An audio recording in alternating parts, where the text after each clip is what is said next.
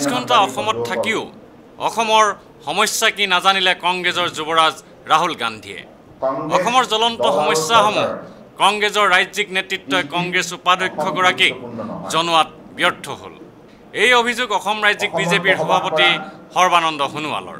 মুখ্যমন্ত্ৰী তৰুণ গগৈ অথবা কংগ্ৰেছ দলৰ ৰাজ্যিক নেতৃত্বই ৰাষ্ট্ৰীয় প্ৰেক্ষাপটত অসমৰ সমস্যাসমূহ দাঙি নধৰে আৰু মুখ্যমন্ত্ৰীয়ে এই ক্ষেত্ৰত শক্তিশালী ভূমিকা পালন কৰাত ব্যৰ্থ হৈছে বুলি অভিযোগ কৰি শ্ৰী সোণোৱালে এখন সংবাদমেলত কয়, ৰাজ্য চৰকাৰৰ মাননীয় মুখ্যমন্ত্ৰী ডাঙৰীয়াৰ দায়িত্ব কি আছিল?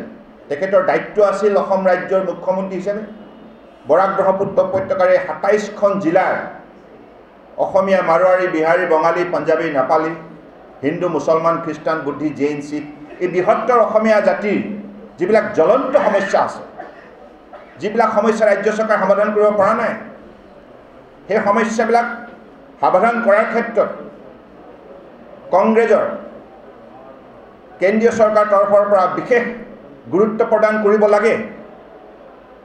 এই বিষয়ক লৈ মুখ্যমন্ত্ৰী ডাঙৰীয়াই বিশেষভাৱে এটা শক্তিশালী ভূমিকা ৰাষ্ট্ৰীয় উপসভাপতিগৰাকীৰ সন্মুখত পালন কৰিব লাগিছিল।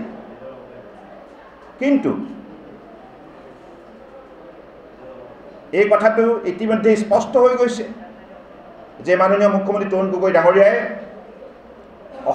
অসমৰ দীৰ্ঘদিনীয়া সমস্যাবিলাক ব্যাখ্যা কৰাৰ ক্ষেত্ৰত ন্যূনতম তেখেতে উদ্যোগ লোৱা নাই।